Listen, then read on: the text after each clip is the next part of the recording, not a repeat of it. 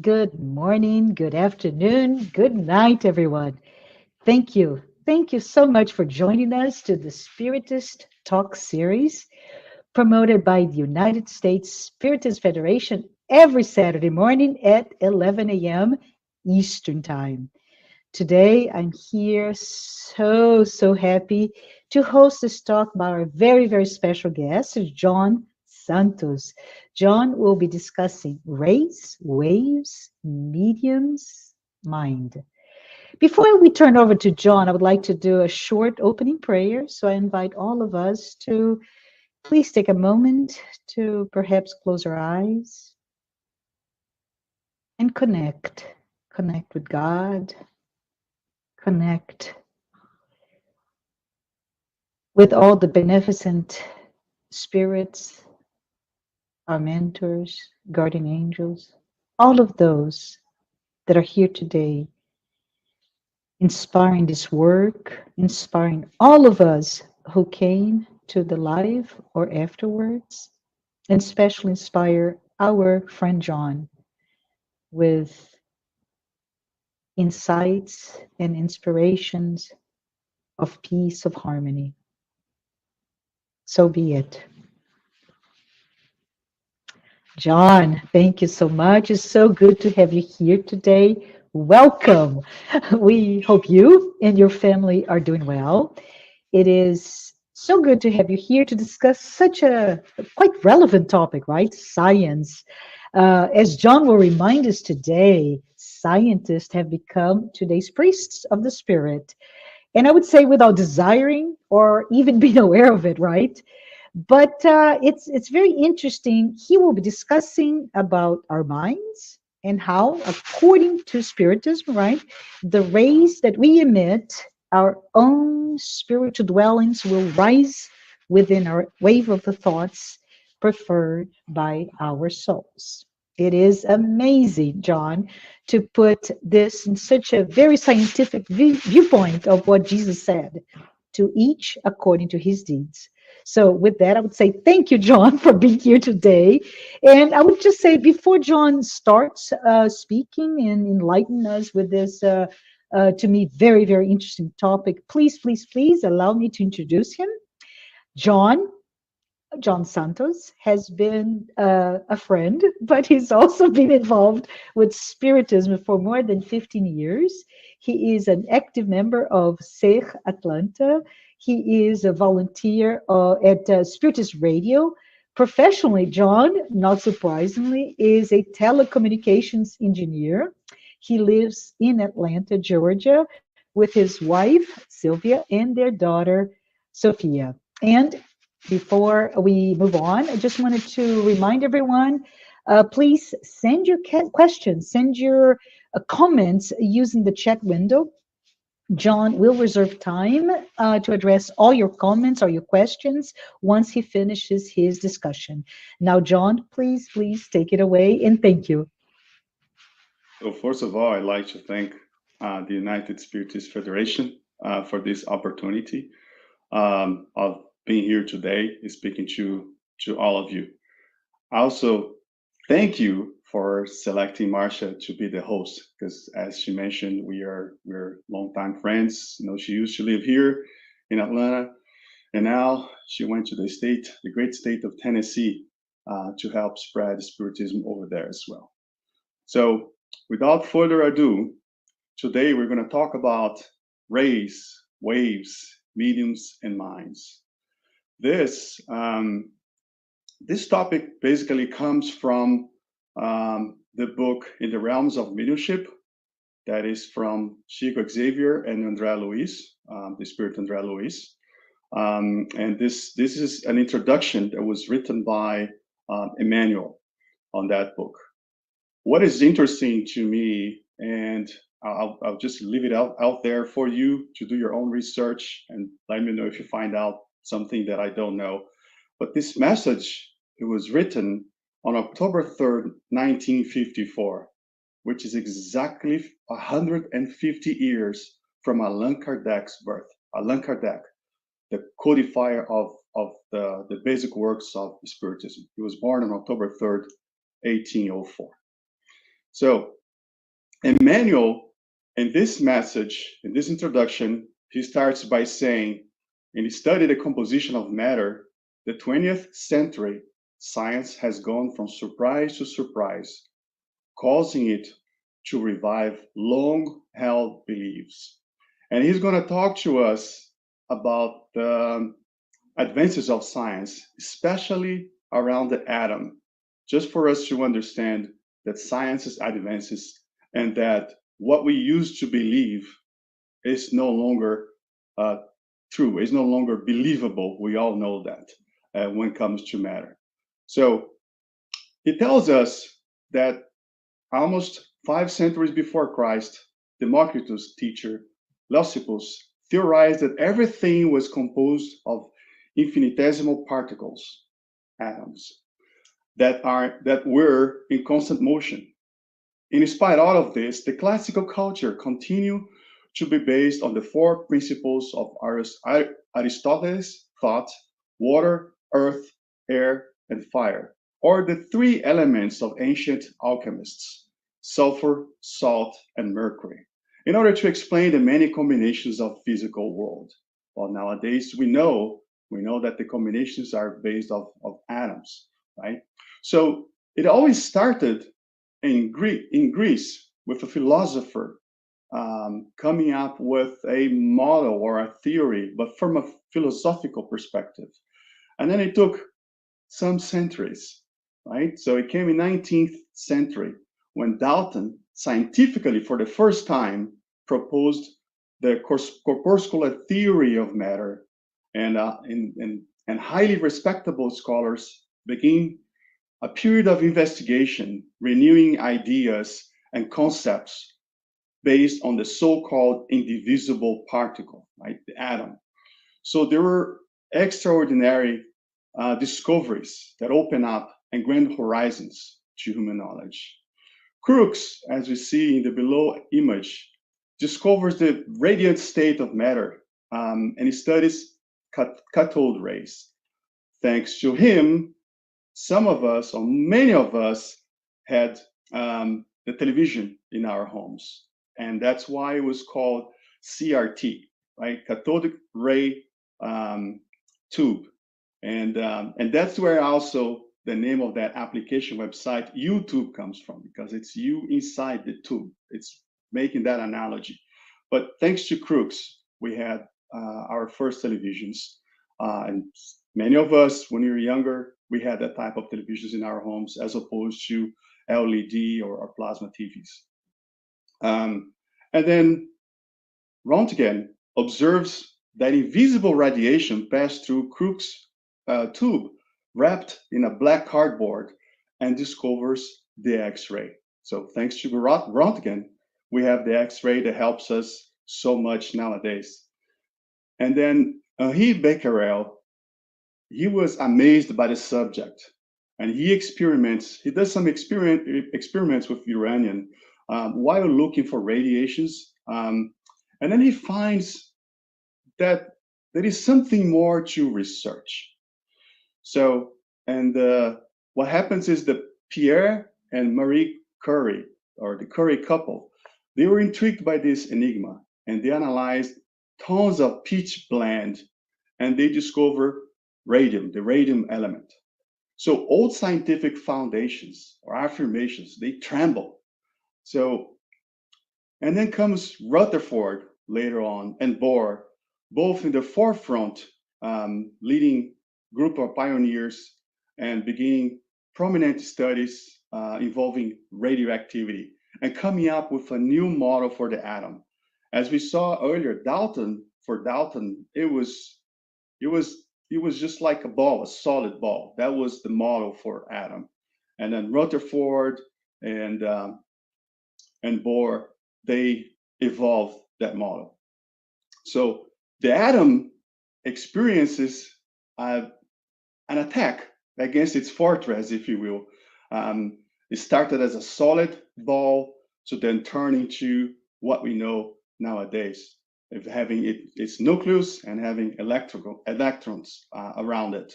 So, and then it hides secrets then they are entrusted to humankind. As much as we study our atoms, more we learn about ourselves. So then, ever since the last quarter of the 19th century, the Earth has become a kingdom of waves and rays, currents and vibrations. Everything pulsates with electricity and magnetism, movement and attraction. And also the study of cosmic rays has demonstrated the fantastic energies scattered throughout the universe, providing physicists with powerful instruments for investigating atomic and subatomic phenomena. So Planck and Einstein, they also construct a new and grand concepts also held by Bohr.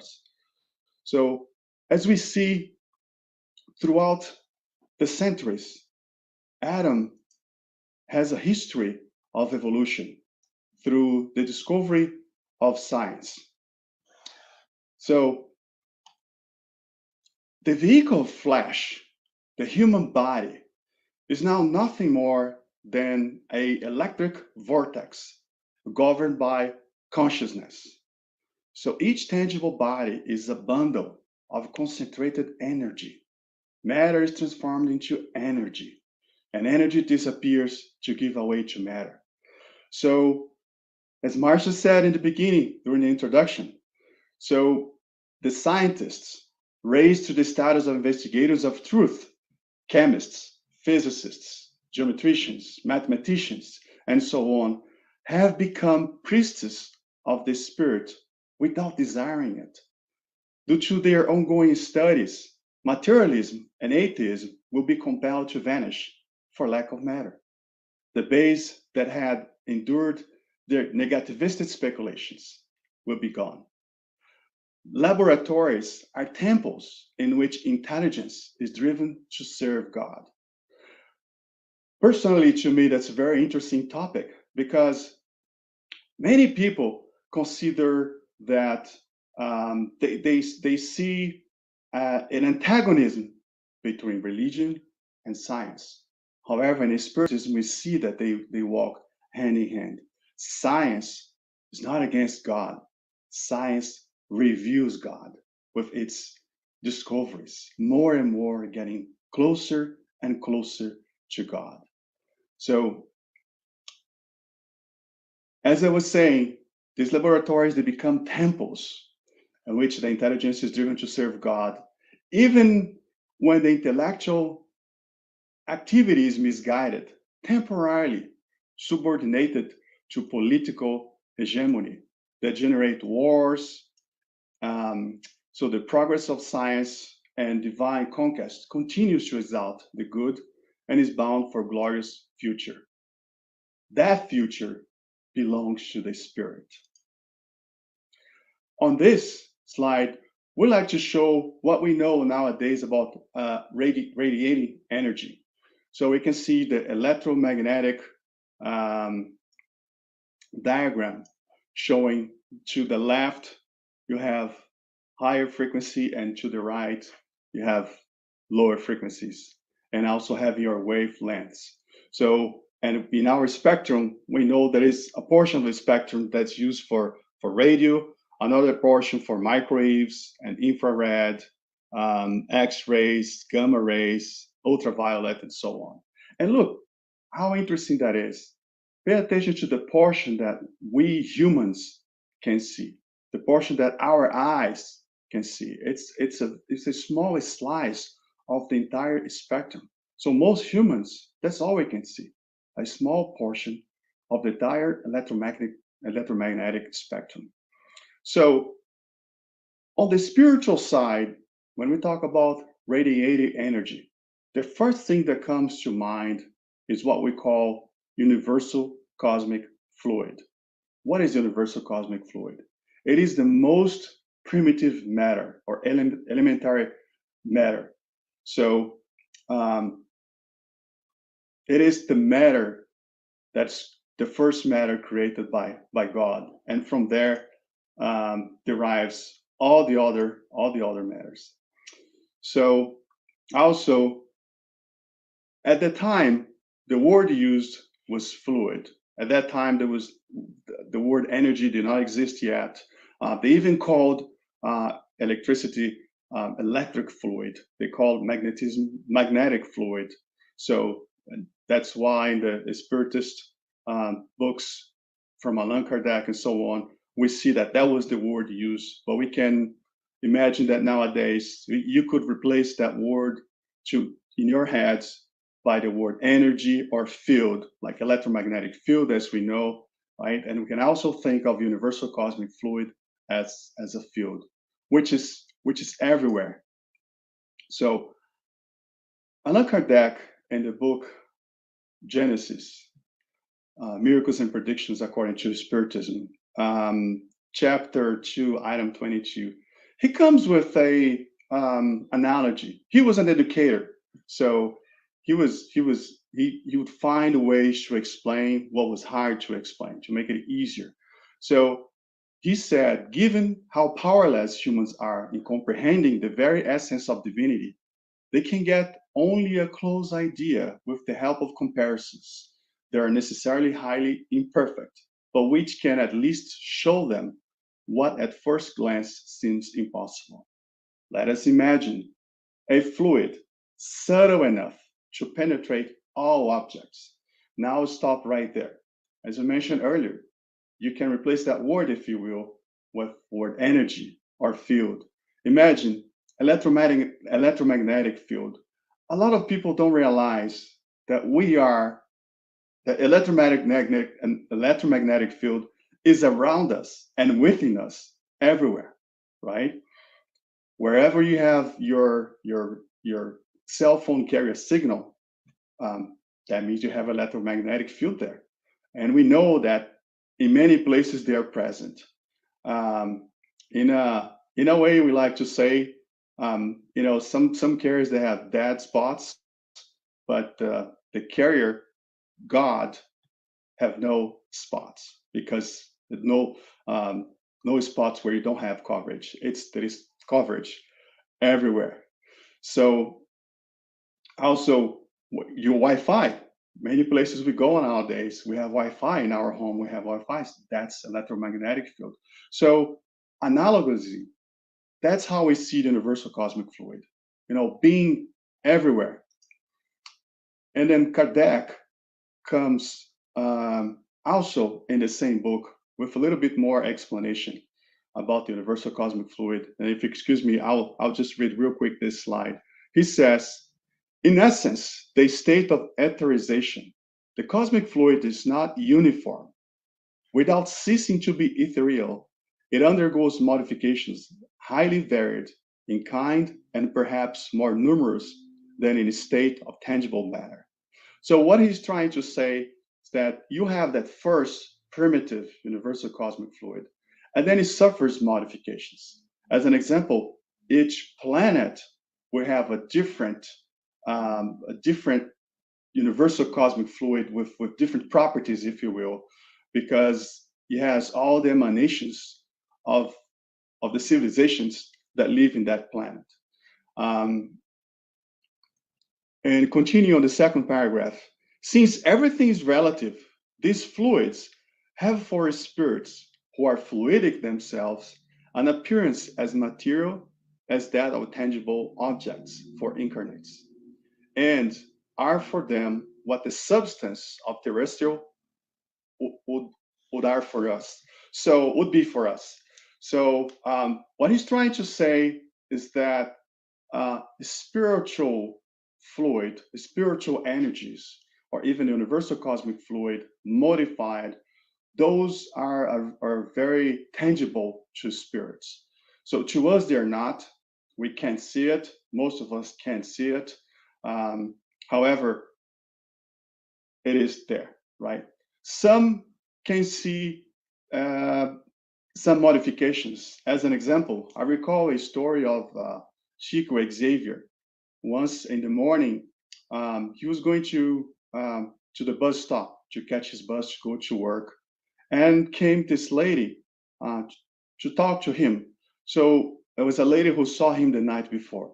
He used to work with Bezerra de Menezes, who was a discarnate doctor.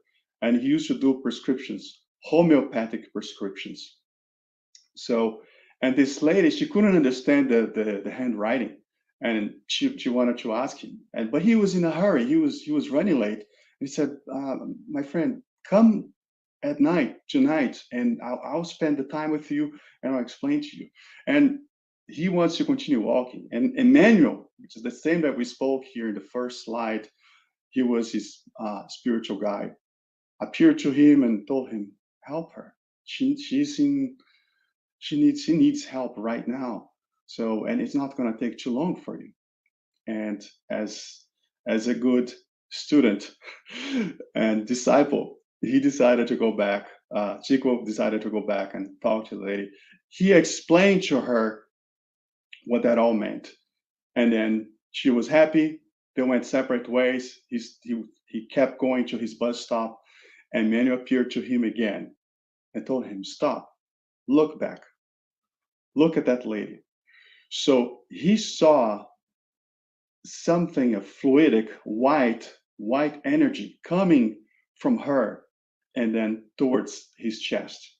It was good emanations, it was good energies that was coming to him because she was grateful for him. She was so grateful that those energies were being emanated by her towards him. So it's an explanation here as an example of, some people with some mediumistic possibilities. Some people can see these spiritual fluids, if you will. So basically thought and will are for spirits what hands are to humans. And Kardec explains that by means of thought, they impress upon fluids this or that direction. They agglomerate, combine, or disperse them. They form them in ensembles having a single appearance, shape, and certain coloration. They alter their properties as chemists alter gases or other substances, combining them according to certain laws. It is the great workshop or laboratory of the spirit life. So basically, with the thought and will, spirits can maneuver the spiritual fluids, if you will. So the analogy that I like to make always is when we look at our cars, maybe not the cars that are newer, but older models where you have a radio and you have two dials, one for the volume, another one to select your frequency, right? So selecting the frequency, you are on now making an analogy, you are deciding if you're going to emanate or connect with higher frequencies, or if you want to go into the lower frequencies, lower vibrations.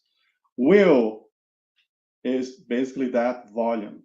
So as an example, we can do a prayer, we can do a heartfelt prayer, which that's the most important lesson that Jesus taught us about prayer. What matters is that comes from the heart, not the amount of words that we're speaking, right? So you can have that heartfelt prayer. So I'm going to that high vibration, and also I'm putting that volume up there, so that will reach far away. Whereas I can do a prayer that I'm not really connected. Basically my volume is down. I can be on the high vibration because prayer, my intention is to connect with the higher realm, higher spirits. But then because that prayer is not heartfelt, the volume is down. Imagine if I do prayer that are just coming from the lips, because it's possible to do prayers that you're just memorizing and just saying the words, but you're not feeling those words. Your volume is almost zero. So the will is almost lacking there. So that's what Kardec is trying to say here. Because remember, he's talking about spirits, but what are we? We are spirits. We are incarnate spirits. The difference between us and the so-called spirits is that we have a body at this time. temporarily, right? So Kardec continues. Again, this is Genesis chapter 14. The action of spirits upon the spiritual fluids has consequences of crucial and direct importance for incarnates. Since these fluids are the vehicle for thought, which can modify their properties, it is obvious that they must be impregnated with good or evil qualities of the thoughts that set them in motion. And they change according to the purity or impurity of sentiments. Evil thoughts corrupt the spiritual fluids just as harmful miasmas corrupt breathable air. The fluids that surround evil spirits or which are protected by them are therefore noxious, whereas those that receive the influence of good spirits are as pure as the spirit's degree of moral perfection allows. So he's coming to tell us that the spirits, the properties of those fluids, they are going to be impregnated with good or evil. So one analogy that we like to do, think of smell. I can put in some matter, I can put a good smell or a bad smell, a good fragrance, or something that smells really bad, right? That's exactly what he's trying to say here, right? So, and if we go back, remembering the words of Emmanuel in the realms of mediumship, we need to realize that now more than ever, people see themselves as consciousnesses held amid forces and fluids that are temporarily combined for education purposes. So everyone now is starting to grasp the fact that grave is the door to renewal, just as the cradle is the access to human experience. And they realize that they stay here on the planet is a journey with a destiny aimed at the stages of greater progress. So we are here to progress. So, and on this great pilgrimage, we are all instruments of the forces which we are in tune. We are all mediums within our own mental field, associating ourselves with edifying energies when our thoughts flow towards the higher life, or with disturbing and depressing forces, as long as we're still enslaved to the shadows of primitive and tormented life.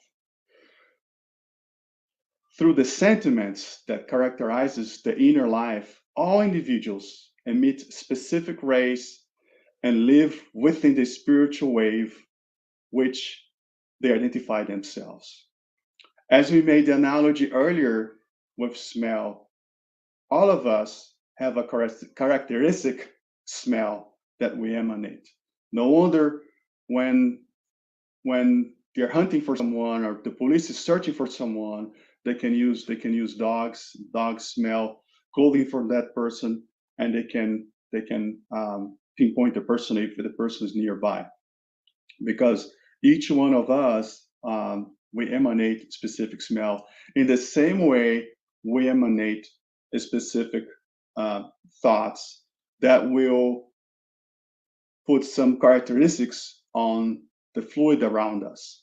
So, and Allan Kardec, he makes this analogy in chapter 14 when he's talking about fluids, and he says that like odors, they are designated according to their properties, effects, and the original type. So he comes and tells us, he puts these two lists. So one from the moral perspective and the other from the physical perspective.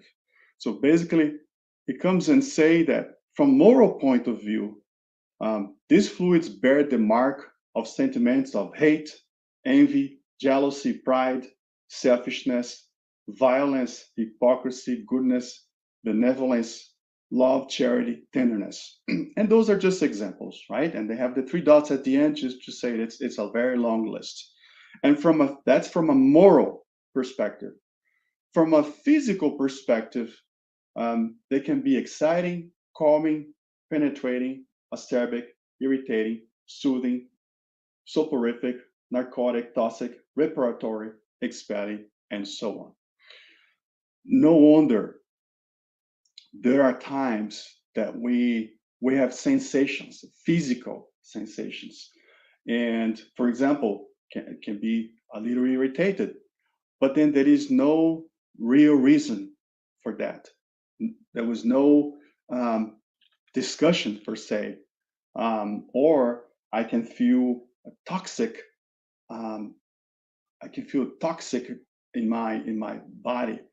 Sometimes it's because of what other people are saying, or sometimes could be because of thoughts that I'm having, and with whom I'm having affinity at that time, with which kind of spirit I'm connecting, because they're going to connect with those that have the same type of thoughts. And Emmanuel in the book also says that these truths cannot remain semi-hidden in our sanctuaries of faith.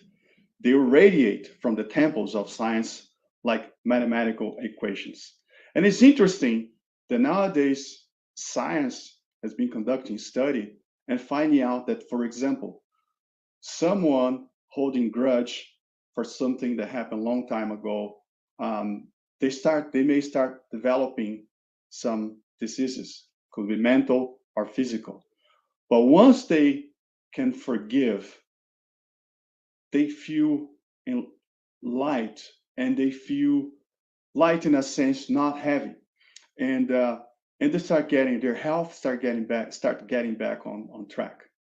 So in the book, On the Way to the World of Regeneration, which was just published 13 months ago, was December 2020.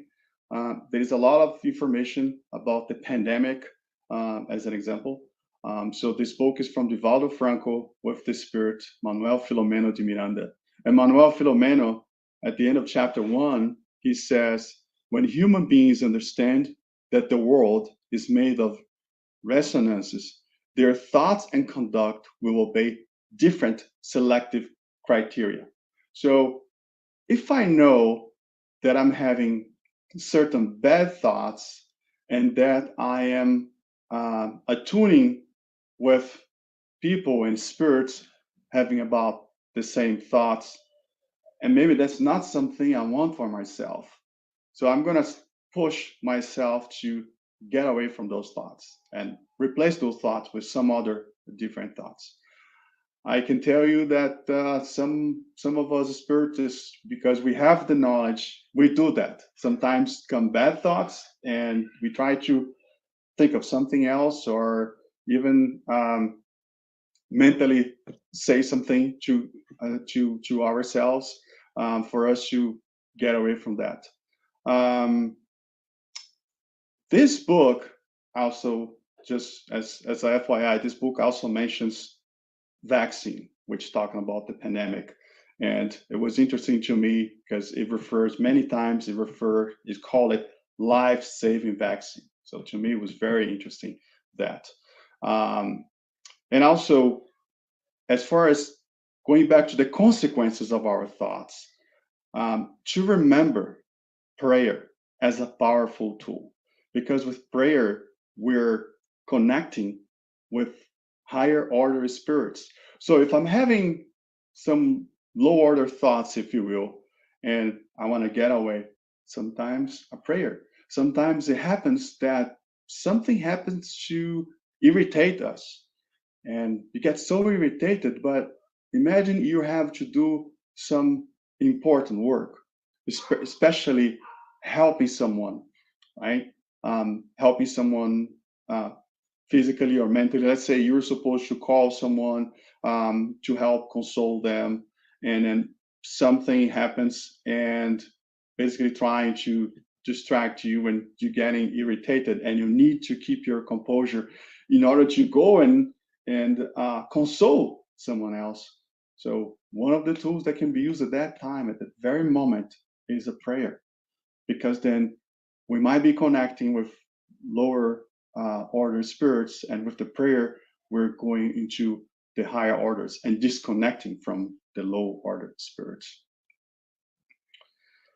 In the book Missionaries of the Light, also from André Luiz, the instructor Alexandre says, just as the physical body can ingest poisonous foods that intoxicate its tissues, the pure spiritual body can also absorb degenerative elements that corrode its energy centers with repercussions on the material cells. So basically, what he's saying here in an analogous way, we can eat or drink things that will intoxicate our bodies, our physical bodies.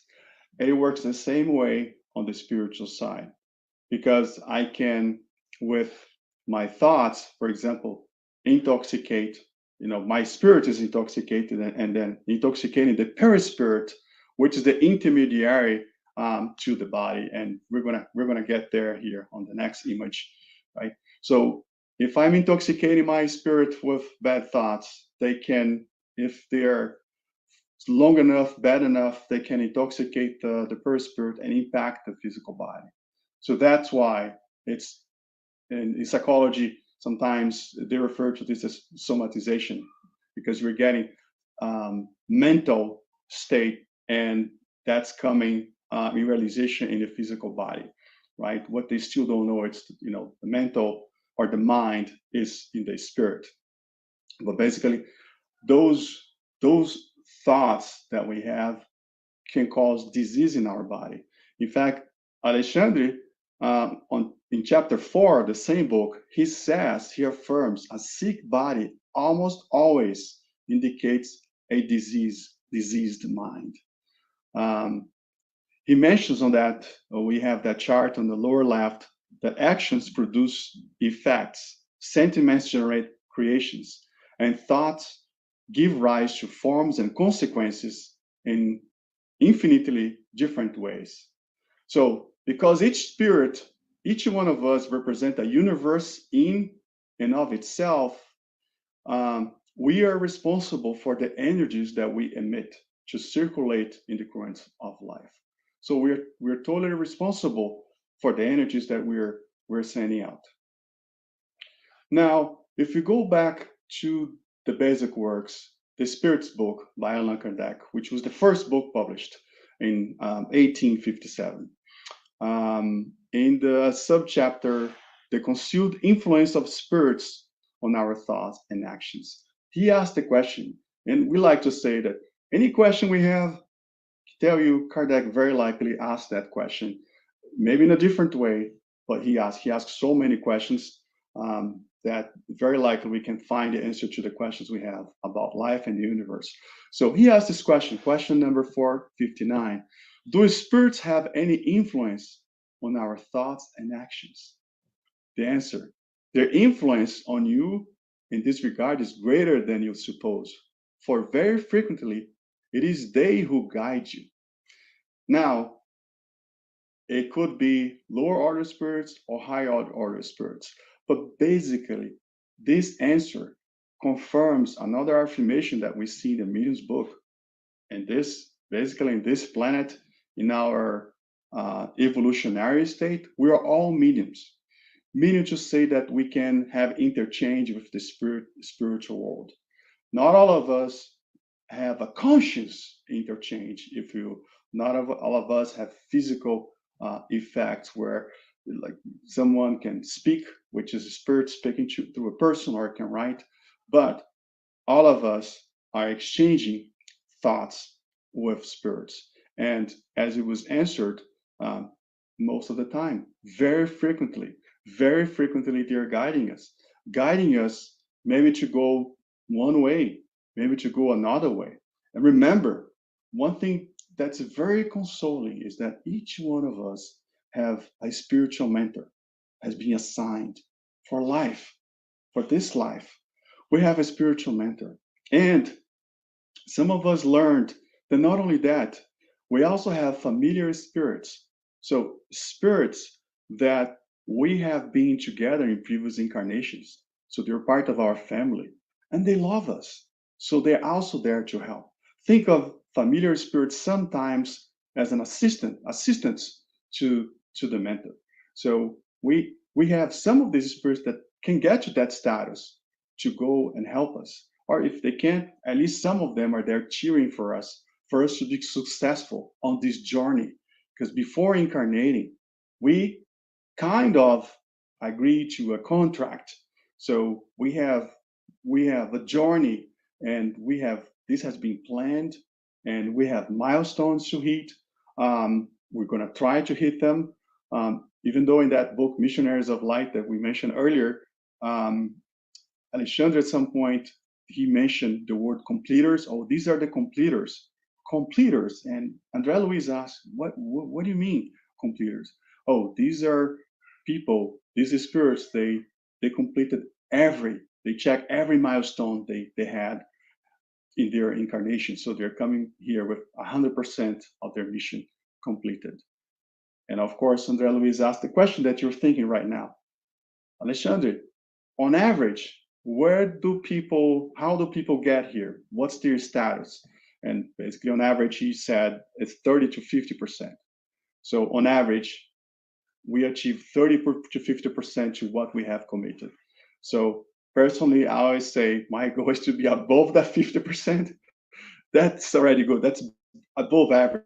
I mean, if someone wants to aim for 100%, please do so and work hard. So, but on this question card, that came to make it very clear that we are exchanging communication. Sometimes it's an intuition that we get. Sometimes it's an inspiration that we receive to go one way or the other, or to do one thing or another. And also, again, it can be a bad suggestion, or it can be a good suggestion for us. So, towards the end, Emmanuel says, to each medium, or we can read, to each person, his or her own mind. To each mind, its own rays, personalizing observations and interpretations. According to the rays we emit, our own spiritual dwelling will rise within the wave of thoughts preferred by our souls. So basically, as we mentioned about the odor or the smell, it happens the same on the spiritual realm. If on average, let's say, we have a good friend that's working with us today, he likes a specific soccer team. He's, as just an example, and he's thinking about this team. Of course, his emanations will have some portion that is dedicated to his thoughts about that team. Or if his thoughts nowadays, he spends a lot of time thinking about how to take care of his kids, about the future of his kids. That's going to reflect on his psychosphere, if you will, which is his psychic or spiritual atmosphere around him. So it's basically the characteristics of that person. So as we have that machine at the airport nowadays, we used to have the X-ray machine. Now there is the other one that does so much. They check us on the spiritual realm. Basically, with goggles, they can see everything about us, morally speaking, if you will, right? That's a reflection of the type of thoughts we have on a daily basis. So if you want to know what someone really are, we can see what they typically think about, and that's of course going to reflect on their feelings, on their sentiments, and on their actions, and it's going to reflect also with whom they're going to relate. In the same way that in a incarnate, between incarnates, we relate with folks that are similar to us. It's common, right? As that example of a friend cheers for a certain soccer team, of course he's going to watch the game and he's going to have friends that are cheering for the same team, right? On average, he may be nice enough to invite someone who's supporting the other team, but he's gonna have relationship with people that supports the same team. Some of us, when we become parents, we start developing deeper relationships with people that have kids about the same age as our kids, because we want to exchange information. So then we have an affinity with those people. So as Brazilians, as an example, we have affinity with Brazilians. And depending on the state, you're going to have affinity with someone that's from your state. Or as Americans overseas, we have observed you're on a trip, you're overseas, and a couple Americans meet each other. Oh yeah, yeah, where we're from? Then it start talking. So there is some affinity there because they have something in common. So the same thing happens between incarnate spirit, or called soul, as defined by Allan Kardec in the introduction of the Spirits book, and spirits per se. So between souls and the spirit, and of course between spirits themselves on the spirit realm. So that affinity is what attracts them. Like sometimes I meet someone, and for the first time, either sometimes I have a good impression. Some people say I felt a good vibe, or a bad first impression, but impression from an energetic energy field, if you will. And we don't know how to explain. We don't know how to explain. I mean, we on our daily lives, Spiritism explains this, but for most people, they can't explain. For some reason, I like that person, or for some reason, I dislike that person. That is because there is affinity there, or there isn't affinity there. It could be something that was past in previous lives, and now is flourishing. Because if they did something that was not good for each other, of course, when they meet, they're gonna feel that energy, even though they don't remember the past incarnations, but in their subconscious, it's there, and as a spirit, it's there, right? So, in essence, Emmanuel was trying to say here that is the same as repeating, to each according to his deeds, to each according to his thoughts. Again, he wrote this October 3rd, 1954, exactly 150 years from Allan Kardec's birth. So to me, that's an enigma. If someone wants to study, research, and let us know, please do so. So once again, thank you for the time. Marcia, I think now we're going to go to Q&A. Yes, sorry, I was on mute. Thank you so much. I'm really excited to see such a great discussion, right? And wanted to remind everyone, this is our time for us to discuss.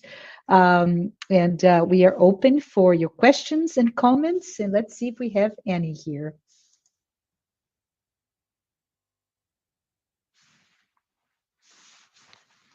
So, hi, Kristen. Kristen says, John, is there anything one can do to clear out or cleanse corrupt spiritual fluids? And those are quote unquote questions there.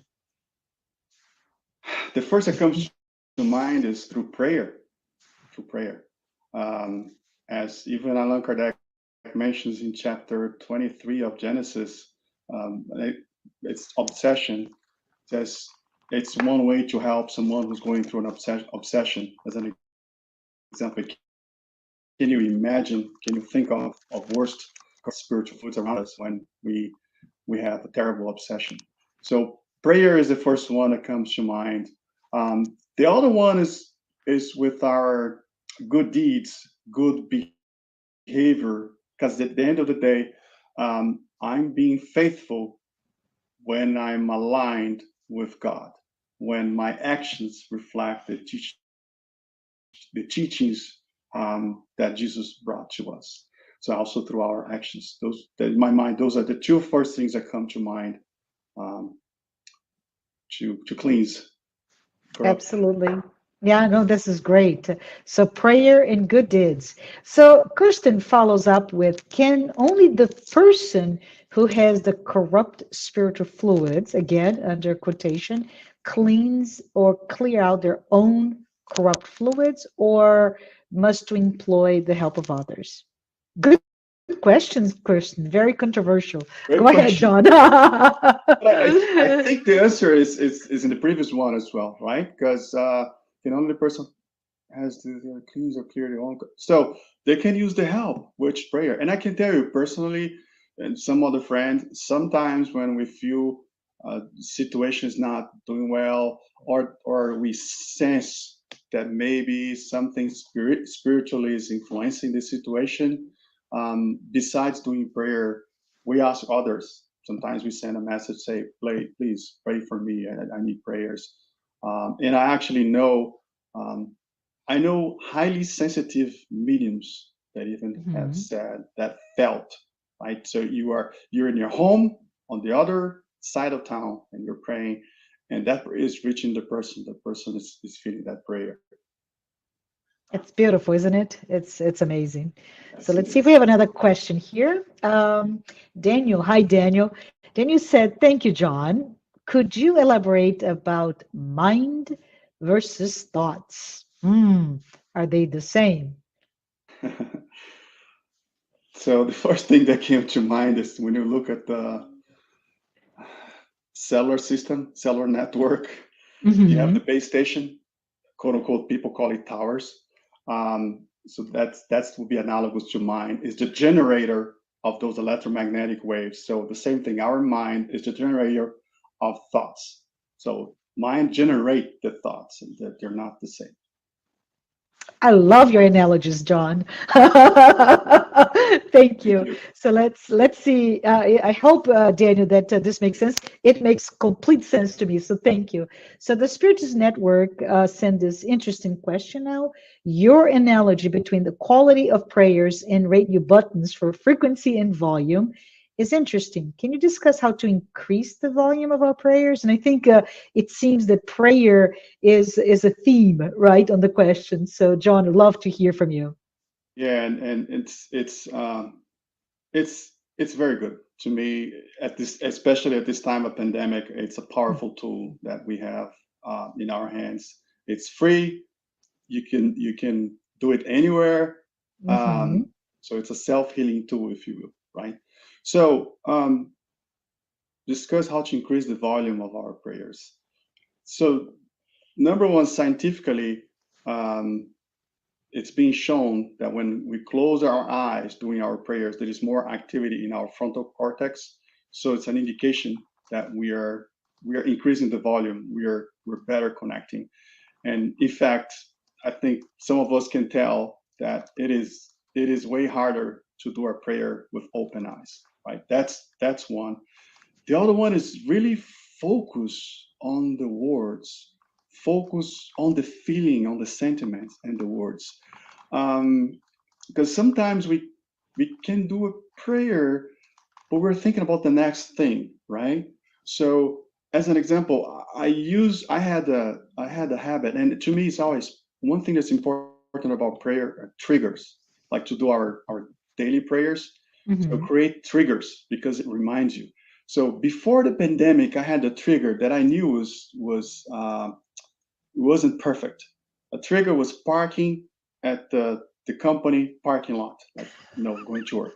And because I worked 5 days a week and not seven, so typically I remember in the morning I had this issue, like to remind myself to do the morning prayer. So, but then I could be there in the car. Imagine if I'm there and I'm already thinking about, I'm getting out of the car, I'm getting to the elevator, I'm going there, I have this meeting. So that's why to me, focus, it's important to say, okay, I'm going to do this prayer and it's going to be a minute or 2 minutes, right? It can be longer if you have more time. Sheikh Xavier used to do 40 minutes, right? But what's important for us in our state is just to do it. So I'm going to say, okay, I'm going to do this, put my phone on do not disturb. It might be only 2 minutes, but you never know. A message may come and there you go. You get distracted and your volume goes down. So to me, focus. That's the other one. Close the eyes. Closing eyes again help to focus and feel the words. Like we have a relative that came to our spirit center many times, and she used to ask, "Why don't you do the Lord's Prayer?" So, and I explained that in Spiritism, we learn what's important are the words that are coming out of our hearts. It's harder to do a memorized prayer, and the Lord's Prayer will be memorized, but you can do it as long as you feel the words. And there are so many teachings in that prayer that coincides with Spiritist teachings that are so beautiful. Love it. Thank you, John. I think if I may say here, just before we go to Kirsten, is someone once told me, and it's just an amazing, simple, faster perhaps than your trigger to do it in the car. So, but I love it, and it made me remind me of this advice when you're about to go to work, when you're about to whatever, go from one place to another. Just visualize yourself holding hands with Jesus. And it was just such a quick way. And I remember, especially when you start a new job, a new place, a new location, and you just you're walking and you see yourself holding hands, right? And as you can see, I'm closing my eyes, and it transformed that how your mind and your thoughts and your prayer, your connection for the rest of the day. So love it, love it. So let's see what Kirsten's question said.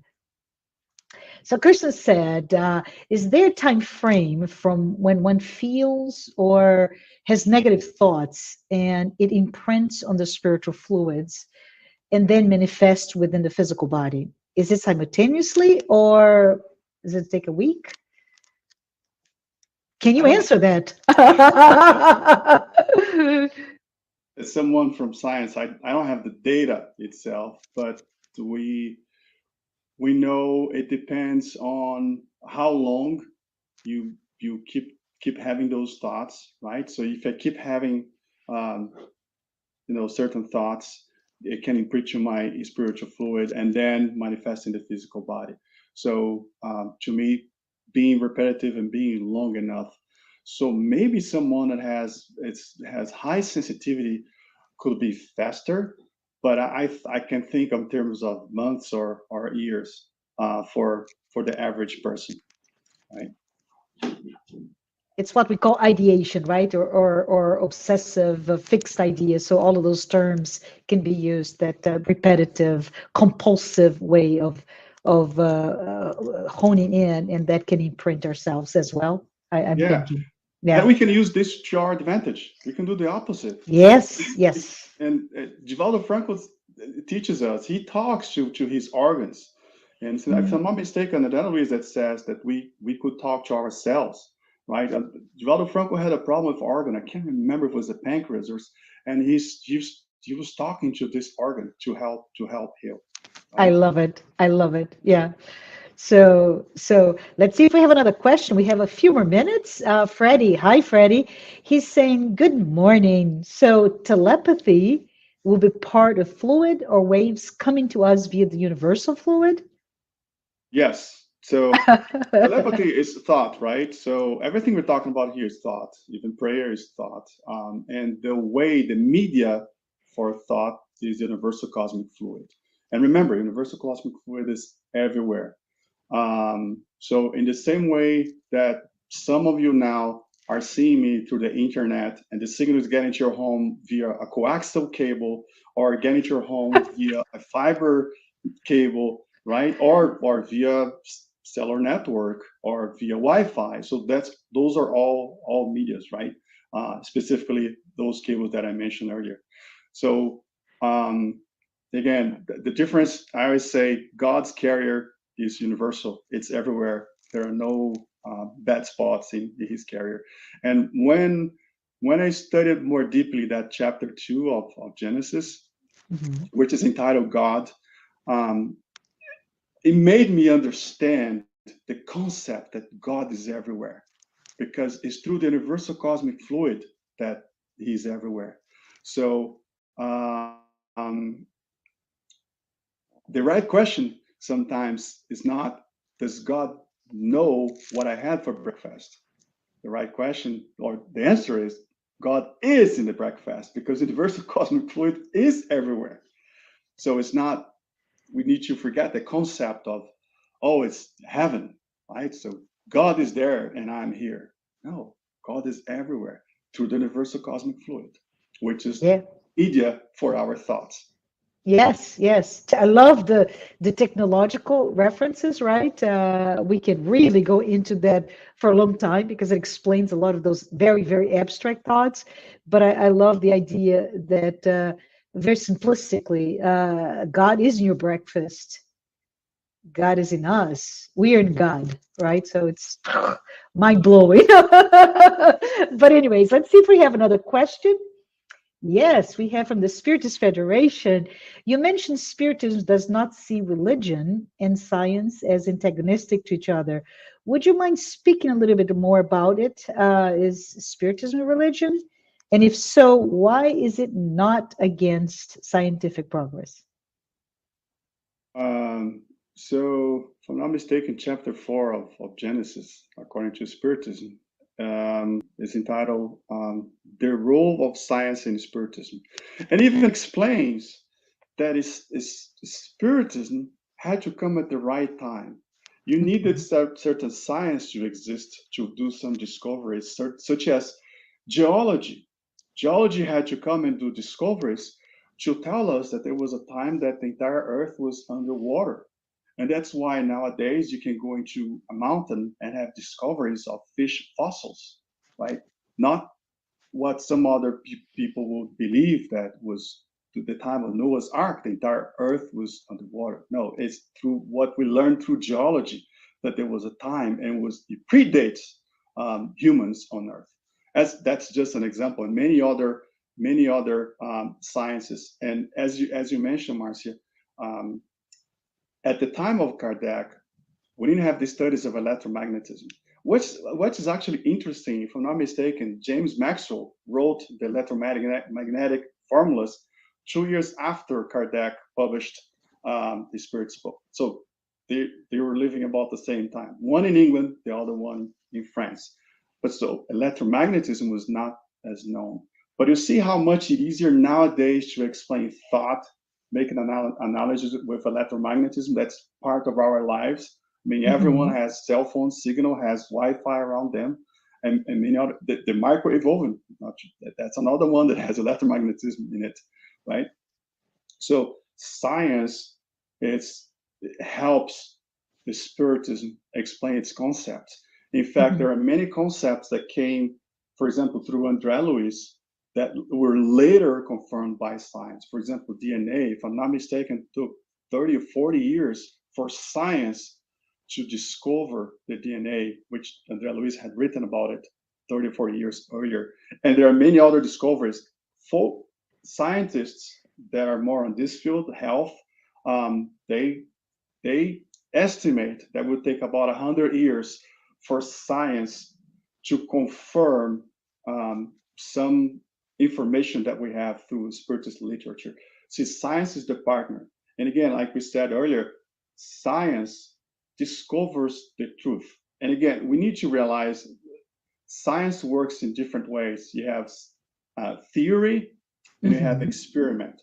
So for example, in 1916, Einstein wrote a theory about gravitational waves, 1916. So it was a theory. You can't start walking around and say, oh, they exist. It's a theory. And then exactly 100 years later, in 2016, there was an experiment done here in the US that proved that gravitational waves exist. So it took about 100 years for that to be experimented and proven. So science discovers nature, how nature works. And nature is the work of God. So science, it's working for God. It's working love it. Yeah. to review God, to review the wonders. Boson-Higgs, for example, boson-Higgs particle is not the universal cosmic fluid yet, but it's getting close because it's getting to a point where it's finding out that there is one particle, there is one matter, quote unquote, that's everywhere, right? Which we know there is universal cosmic fluid everywhere. Well, to me, the boson-Higgs, it's in that direction of one day discovering the universal cosmic fluid. Absolutely. Fascinating, isn't it? Yeah, go ahead. Last thing, because it's a spiritist religion. Personally, I prefer the definition that the spiritism is that 3 in 1. Spiritism has 3 aspects, right? Mm-hmm. Philosophical aspect, moral, ethical, or religious aspect, if you want to call that, and the scientific aspect. To me, if we focus in only one, it's like having a 3-legged stool when you're removing the other leg. So if I remove the ethical, moral, or religious aspect, then I'm going to fall, right? If, let's say, for example, I heard sometimes the stories of people being asked to do a lecture, not speak about Jesus. You can't, I mean, if that lecture was about Jesus, even this lecture, right? I had the phrase from Jesus, even though it was more scientific. You can't do that. You can't remove one of the legs of this stool, right? So you have the philosophical, the scientific, and ethic, moral, or religious. Mm-hmm. Yeah, it's truly interwoven, because a lot of the discussions that we had here is quite philosophical in nature, right? So thank you, John, for bringing that. Yeah, I like to look at Jesus like in the introduction of Jesus in the Home book from Neo Lucio through Chico Xavier. They also have it's beautiful, because exactly talk about the perspective that people have about Jesus. Like historians, they see him, he changed history, right? That is before and after. Philosophers, but to me, I like to say Jesus, he's the most perfect spirit that has been on earth with us. So he's not only maybe the best priest, but he's the best architect, the best engineer, the best doctor, he's the best every profession we can think, and the best geologist. He has all the knowledge because he presided the formation of this planet. Imagine how much scientific knowledge you need to have in order to put together a planet, and beautiful planet, right? I think all of us agree, beautiful planet. Very soon it's going to be even more beautiful to some of us with spring, right? And leaving the cold weather behind us. And putting my head not as a scientist or engineer, but as a project manager, the right sequence, right? You mentioned it. Some of the things had to come with time. Our understanding, scientific thoughts come with time for us to truly understand some of the more abstract concepts that were even given to us already. So awesome. Thank you so much. Yeah. Can I say one more thing? Because I look at that question, there are so many. Just one last thing. Why is it not against scientific progress? Just made me remember that I think in chapter 1 of Genesis, according to Spiritism, Allan Kardec wrote, and don't remember exact words, but he said what he wrote there is, the Spiritism and science walk hand in hand.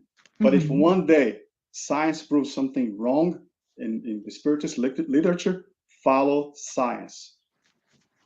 That's it. Yeah, and I may also, for all of us who are here, just remind ourselves that mid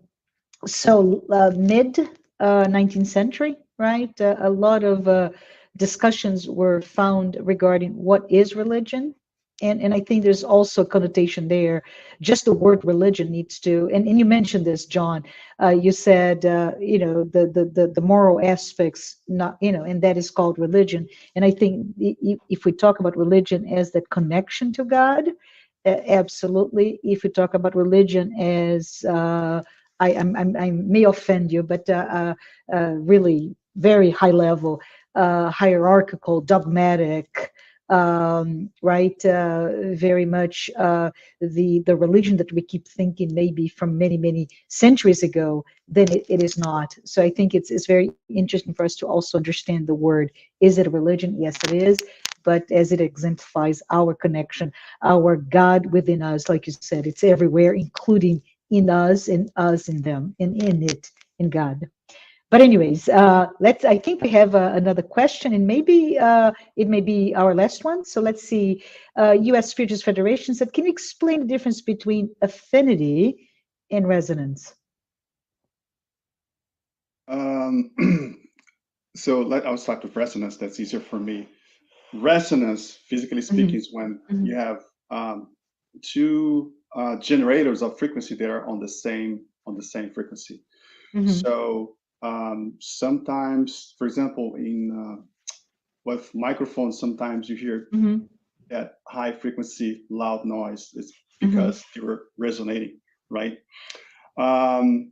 Affinity, we can think of chemistry, but also thinking of spirits or people, is when we think alike, right? We think alike. We have things are common, so we're going to have affinity. Again, also comes from chemistry, where they can have, I think, what's called covalent connections. See, I don't remember much about chemistry, but trying to go all the way back there. So they were sharing electrons, right? But yeah, they're in a way they're similar, because I know in, like, we can say in Portuguese or in English, that resonates with me. It's something that I like. But just physically, is that both are in the same frequency. That's what resonance means. So to me, they're very similar. But the word that's more used to say that people are they kind of like each other, can't find a better term. They have affinity, right? Because there is affinity between them, and sometimes people, they work together. I can tell you an example. Later today, there is a class that needs to happen, and the person who was supposed to be the facilitator won't be able to do that, and asked me to substitute. I said, okay, I can do this, and it's the last class, and I asked someone to join me, someone that I have affinity. And some people have seen us doing a lecture once. I think we did it once. They asked, did you guys rehearse? No, we didn't rehearse. We barely talked to each other before the lecture. So because of all of that affinity, because of the friendship that we already have. Awesome. Thank you for your explanation. It really makes sense to me, right? And I hope it makes sense to everyone else. I think we're at the end, John. So I just want to say thank you, everyone else. It's awesome to have you here, right? And we are, as we say, we meet every Saturday, and this is just the last in January of this year of our weekly Spiritist Talk series. Next Saturday, I have to be very proud, because next Saturday, which is the 5th of February at 11 a.m. Eastern, please don't miss me. I will be speaking, and it's a really interesting discussion, if you don't mind. Is to me very delightful topic. It's found in Luke, it's found in Matthew, but it's also the 24th chapter of the title, the 24th chapter of the Gospel according to Spiritism. Do not hide the light under a bushel. So hope you can meet me here next week. And I want to also take this time, John. I would ask you to close today's with a prayer. But before we get there, I am also very, very, very excited to announce that the United States Spiritist Federation has just released this amazing class. It's a virtual course, Initiation to Spiritism, and it is delivered every week. There's no charge, it's free, and it's really meant for anyone who would like to learn or even review the basic principles of Spiritism as it was explained by Kardec in 1857. So it is, in a nutshell, it is self-paced, right? It's composed of 30 lessons and 8 interactive Q&A. I'd love to see that.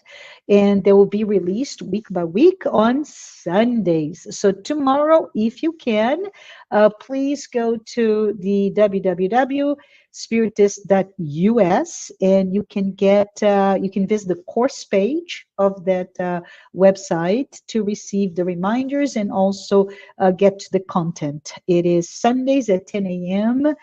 Eastern time. So tomorrow. So thank you so much, John. And I would like to end this talk today with gratitude, and especially understand that you can speak with a loud volume a prayer for all of us. Took me 1 second to realize what you meant. Loud volume. Okay, let's do that. Let's connect to the higher realms, higher frequencies. Let's close our eyes, elevate our thoughts to God, thanking Him for our health, thanking Him for our friends, for our families,